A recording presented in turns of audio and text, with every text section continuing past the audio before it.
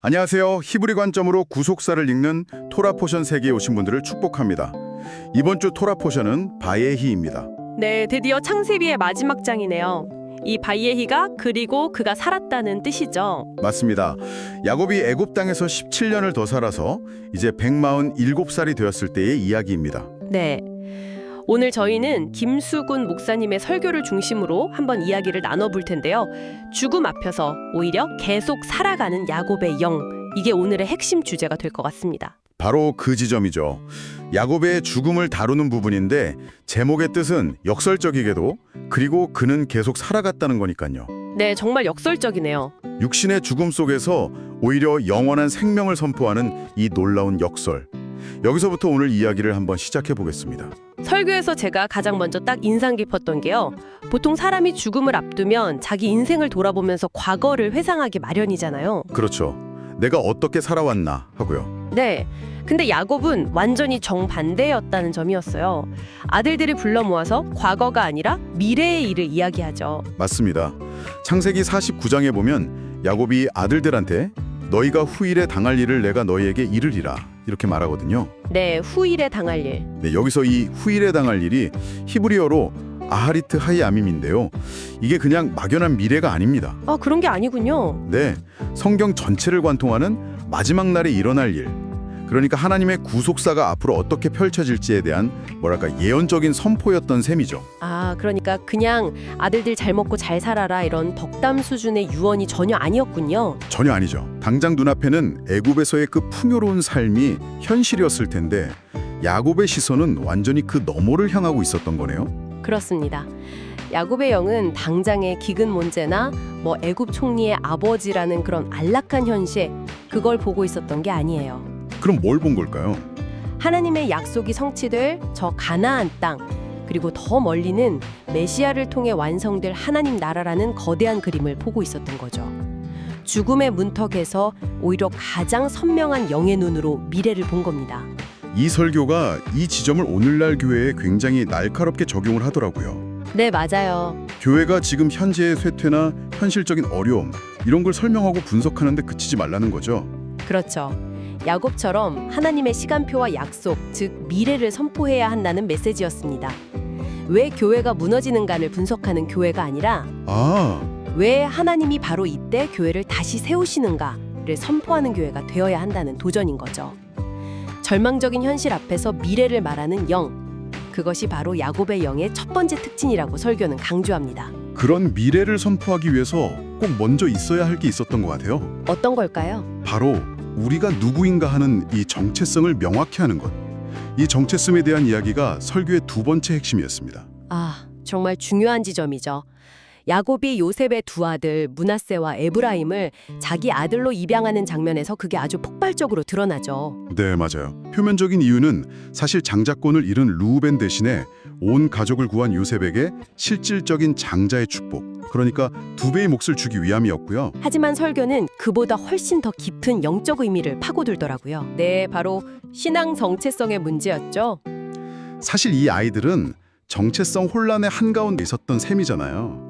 핏줄은 히브리인이지만 어머니는 애굽 제사장 딸이고 태어나고 자란 곳도 애굽의 왕궁이었으니까요. 그렇죠. 애굽 최고의 엘리트 교육을 받으면서 자신들을 거의 애굽의 왕족으로 여기지 않았을까요?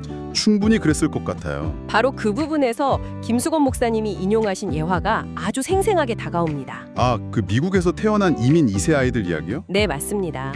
얼굴은 한국인인데 생각은 완전히 미국인인 아이들이죠. 이 아이들의 정체성이 언제 가장 극명하게 드러나느냐? 언제죠? 바로 한국과 미국이 야구 경기를 할 때라고 합니다. 아이들이 과연 어느 나라를 응원할까? 아, 궁금하네요. 대부분의 아이들이 미국을 응원한다는 거예요.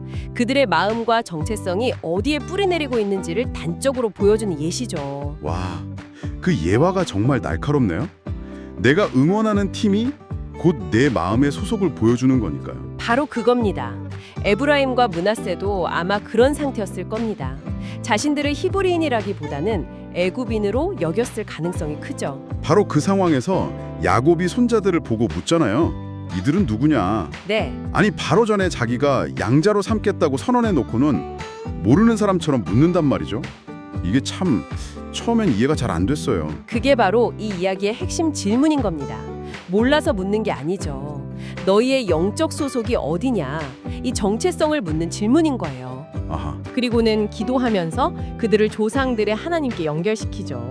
여기서 대화가 한 단계 더 깊어지는 지점이 정말 흥미로웠어요. 야곱의 질문에 요셉이 하나님이 여기서 내게 주신 아들들입니다 라고 대답하잖아요. 네, 그렇죠. 사실 이것만으로도 참 대단한 신앙 고백인데 말이죠. 맞습니다. 내 능력으로 얻은 아들이 아니라 하나님이 주셨다는 고백이니까요. 하지만 야곱은 거기서 멈추지 않고 선언을 하죠. 히브리어로 리햄. 리햄? 그게 무슨 뜻이죠? 직역하면 그들은 내 것이다 라는 뜻입니다. 내 것이다. 아니 자칫하면 요셉의 그 아름다운 고백 위에 자기 소유권을 주장하는 것처럼 들릴 수도 있잖아요. 바로 그 지점입니다. 이게 세상적인 소유권 주장이 아니에요. 하나님의 언약 안에 있는 내 자녀라는 법적이고 언약적인 선포입니다. 아, 언약적인 선포. 네, 하나님이 주셨다는 감사를 넘어서 이 아이들을 하나님의 언약 안으로 내가 책임지고 끌어들여서 하나님께 온전히 내어드린다. 이런 결단인 셈이죠. 세상의 자녀가 아니라 언약의 자녀로 그 정체성을 못 박아주는 행위입니다. 와, 그러니까 정체성을 확인하는 질문에서 시작해서 이제는 정체성을 선포하고 확정해주는 단계로 나아간 것이군요. 바로 그겁니다. 그리고 이 지점에서 김수곤 목사님께서 자신의 솔직한 경험을 나누시잖아요. 네, 그 둘째 아드님 이야기요. 네, 세상적으로 성공하길 바랐던 둘째 아들이 어느 날 갑자기 신학을 하겠다고 했을 때 마음 한구석에서 굳이 둘째까지 하는 아쉬움이 스치더라는 겁니다. 오요, 많은 부모님들이 공감할 만한 아주 인간적인 마음이네요. 그렇죠. 그런데 그 순간 깨달으셨다고 해요. 내가 입으로는 자녀를 하나님께 드렸다고 수없이 고백했지만 내 마음 깊은 곳에서는 여전히 내 자녀, 내 소유라고 생각하고 있었구나. 아직 하나님께 온전히 내어드리지 못했구나. 이 고백이 우리에게 시사하는 바가 정말 큽니다. 우리 자녀가 또 내 삶의 모든 것이 내 소유가 아니라 하나님의 것임을 인정하고 선포하는 것. 그것이 바로 우리의 정체성을 결정하고 결국 우리의 역사를 만들어간다는 거죠. 정체성이 역사가 된다. 정말 중요한 말씀입니다. 이렇게 정체성이 하늘에 속한 자로 분명해지니까 그의 마지막 행동도 자연스럽게 이 땅에 묶이지 않는 모습으로 나타나는 것 같아요. 네, 그게 바로 설교의 마지막 세 번째 핵심, 이 땅에 묶이지 않는 영입니다. 야곱은 애굽에서 총리의 아버지로서 정말 최고의 부귀영화를 누렸잖아요. 그렇죠. 그런데 그의 유언은 아주 단호했어요. 나를 애굽에 장사하지 말라. 그가 누리던 모든 것을 생각하면 정말 우유의 유언이죠. 어찌 보면 애굽에 묻히는 게 더 화려하고 영광스러워 보일 수도 있었을 텐데요. 맞아요. 그런데 성경은 야곱의 장래 행렬을 아주 거대하게 묘사하더라고요. 네, 애굽의 바로 왕의 모든 신하와 원로들, 병거와 기병까지 동원된 거의 거국적인 장례식이었죠. 그런데 그 행렬의 방향이 어디를 향하고 있었냐는 겁니다. 애굽의 화려한 무덤이 아니라 멀고 먼 약속의 땅 가나안이었죠. 바로 그겁니다. 이건 단순한 장례 행렬이 아니라 애굽이라는 세상 전체를 향한 하나의 살아있는 선포였던 셈이에요. 나는 당신들의 사람이 아니다. 나의 본향은 저것이다 라는 선포요. 와, 자신의 마지막 여정을 통해서 자기 시민권이 어디에 있는지를 온 천하에 보여준 것이네요. 정확합니다. 설교에서는 여기서 또 하나의 중요한 히브리 단어를 짚어주는데요. 야곱이 자신의 죽음을 말할 때 죽는다는 표현 대신에 내 조상에게로 돌아가리니 라고 말하는데 이때 돌아간다는 단어가 네샤프라고 합니다. 네샤프, 그건 무슨 뜻인가요? 거두어진다, 모아진다는 뜻을 가지고 있어요. 인생이 끝나는 게 아니라 본래 있어야 할 곳으로 돌아가서 거두어지는 여정이라는 의미죠. 그렇군요. 그렇다면 그가 돌아가고자 했던 그 목적지, 막벨라굴, 그곳은 대체 어떤 곳이었을까요? 그냥 단순히 가족들이 묻힌 선산 그 정도 의미는 아니었을 겁니다. 그 이상이겠죠? 훨씬 그 이상입니다. 설교에서는 막벨라굴을 하늘 기업으로 들어가는 관문이자 언약 혈통의 집결지라고 표현합니다. 그곳에는 이미 믿음의 조상인 아브라함과 사라, 이삭과 리브가가 잠들어 있었죠. 아내 레아도 있었고요. 네, 그곳에 묻힌다는 것은 자신을 애굽의 풍요가 아닌 하나님의 언약 계보에 귀속시키는 마지막 행위였습니다. 자신의 영적 GPS 좌표를 하늘로 설정하고 돌아간 것입니다. 오늘 김수건 목사님의 설교를 통해 살펴본 야곱의 영은 결국 하나의 흐름으로 연결되는 것 같습니다. 네, 저도 그렇게 느꼈어요. 죽음 너머의 미래를 말하는 영, 그리고 우리의 진짜 정체성을 분별하고 하늘의 자녀로 선포하는 영. 그리고 그 정체성에 따라 이 땅에 묶이지 않고 하늘의 본향을 사모하는 영까지.